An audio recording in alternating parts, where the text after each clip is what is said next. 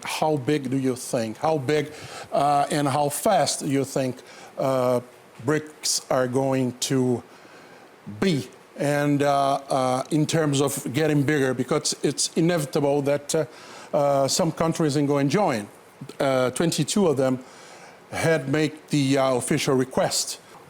Well, first of all, the criteria will be about having consensus. So we have to promote more debate between the BRICS countries in order to find a consensus between them. Some of them want to push, some of them want to slow down or not go too fast as the others expect. So this is the first point. The second point, I would compare the situation of the BRICS economies with the Brazil and China economy. If you have, for example, in 2003, Brazil-China economy, the total trade was of 2.3 billion US. And now in 2022, the last number, the last year, was of almost 150 billion US.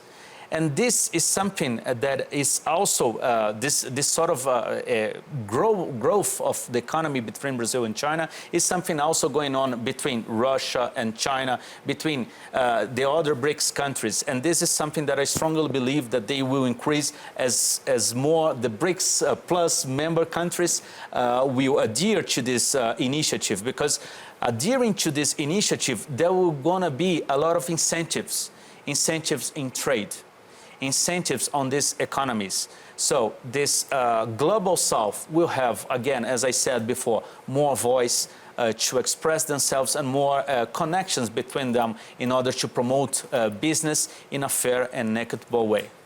How do you believe that BRICS can position itself in comparison, for example, with G7, the richest nations in the world, expanding the group? How could economically we could improve the global south in these terms with expand BRICS?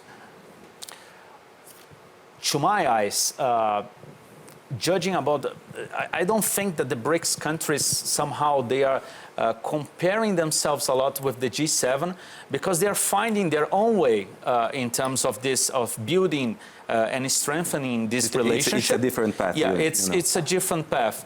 But at the same time, I think that judging by the countries that are willing to join, such as this BRICS plus members, which is fomented also by China. China is one of the countries, as Eduardo well stated, that is really willing to push this in order to create what we say that it's building a community with a common shared future.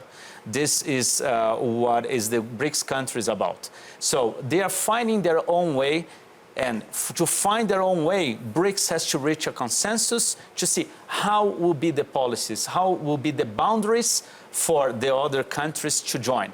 Because you have Venezuela and Iran, which are suffering some of the sanctions of U.S. They are willing to go to the global south, for example. Yeah. Why? Because they are going to want to be more connected with this alliance. At the same time, if you take Saudi Arabia is a very rich, full fossil state, but is willing to have an alternative to express itself, not only in this Western world, but also in the BRICS platform. We have Brazil and Argentina, one of the biggest countries in terms of economics in South America.